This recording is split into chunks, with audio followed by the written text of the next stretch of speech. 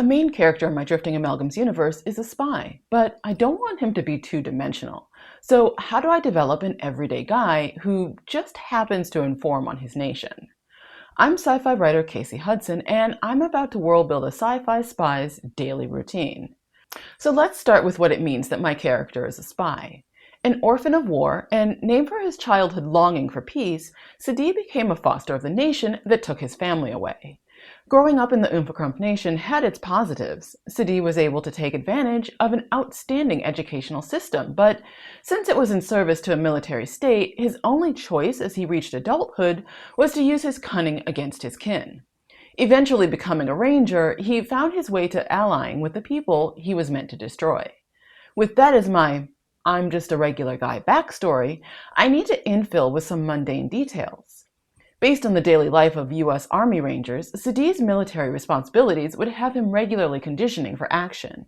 On any given day, he'd be doing physical training, weapons training, and medical drills, and he'd carve out chunks of time for mission prep, gear maintenance, and operations rehearsals. I need to add some spy work to that, but espionage is a clandestine responsibility for Sadi. Accordingly, I'll exclude the career spy responsibilities of paperwork and meetings and have him focus more on collecting and delivering intelligence. Since the stratocracy of oomfr'crumf Nation would provide little leeway to run messages or speak to comrades in the independent states, much of Sadi's spying will rely on surveillance technology. I'll make that part of the world build in a bit. But before I get to that, Sadi's going to need some obligations and regular chores. Even if his world had pets, he's not home enough to take care of them, which means no children or long-term relationships either. For both story purposes and rounded character building, he is close to his sister and mother though, so I'll give him weekly check-ins with each of them. In person for his mother, who lives nearby, and via video phone for his sister, who lives in a space station. As for chores, these are a bit of background for him. Because of his work demands, his military housing has an automated housekeeper. But no citizen is excused from mandatory tree housing maintenance, so I'll slot that in as a weekly chore as well. That's a pretty solid week, but there are a lot of spaces in between. The everyday activities people do reflexively help a character become distinct, so I'll start to fill in the blanks with routine. To make Sadi feel more three-dimensional, I'll start with general health as well as eating and drinking habits. And since this is sci-fi, I need to align his physical behaviors with his physiology. In this case, I'm looking at orangutan physiology. Specifically, Sadi's species is based on Sumatran orangutans, so I'm going to do a little baselining using this primate stats. Beginning with energy replenishment, this species' diet is about 60% fruits and 25% leaves. Flowers, bark, and insects round out the other 15%, and individuals get about 13 hours sleep. That's easy enough. I'll keep the general diet the same, but leading a double life is bound to be stressful, so I'll give Sadi chronic indigestion and a bit of insomnia. I think he's more of a 10-hour sleeper. Once Sadi gets up from his restless slumber, he'll need a hygiene routine. I tried looking at orangutan habits for this, but I couldn't find much on that topic. It's just as well. Sadi's society has more advanced technology than current Earth humans, so I'm going to do a bit of spitballing here. Housing in Prime Metropolis has a mix of nature and technology, so I'll go with recycled water shower, a closet that allows clothing selection from a screen, and abrasive leaves and bark for a quick oral care regimen. This last bit is definitely more primitive, but I like it as an homage to a similar orangutan habit. Plus, this detail serves as a nod to Sadi's rainforest surroundings.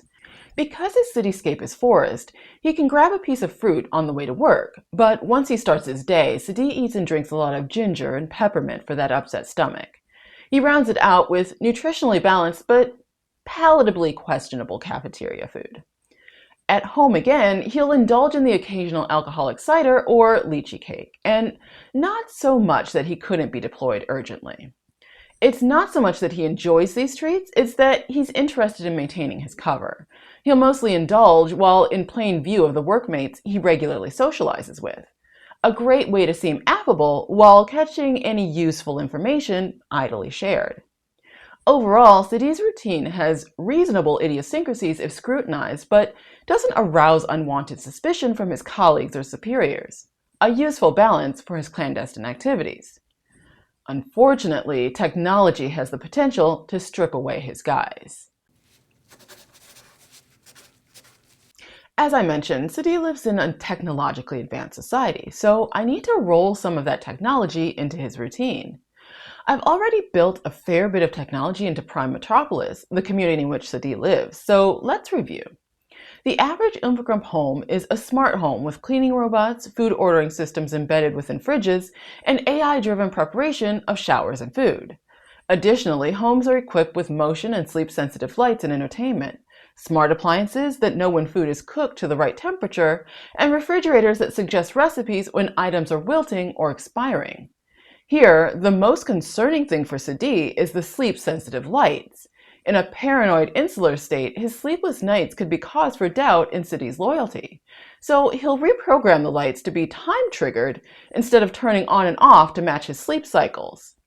Changing the lights may look a little suspicious, but Sadi can easily explain away this protocol breach by conveniently referencing the lighting malfunctions he previously endured.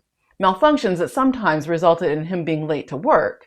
An oddity, since rangers live and work in the same tree. Their commute is an easy vine swing to a nearby pod. Not every journey is a quick one. When Sadi needs to go long distances, he'll have access to special military transport, which is allowed to traverse the highly regulated air and ground space in Prime Metropolis.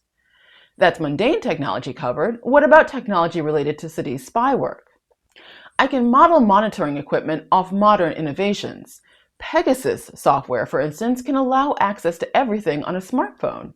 Additionally, protected communications can be bypassed with counter-encryption. If our current engineering offers those options, someone with Sadi's resources could probably employ something much more interesting. Imagine a stereotypical bug, basically a small microphone discreetly placed in a room. All it detects is sound, or maybe it's like one of the devices just mentioned and it can access digital communications. What if, instead, the bug was equipped with nanobots that could interpret the information being transmitted, or change the information before it reached the intended receiver? That's next-level interference, and something Sadi's allies could pull off with a little help from off-worlders. Now, what could a device like this look like? Aaron's got some ideas about that. Check out his video in 2 weeks to see him build a model of a surveillance bug. Until next time, stay curious.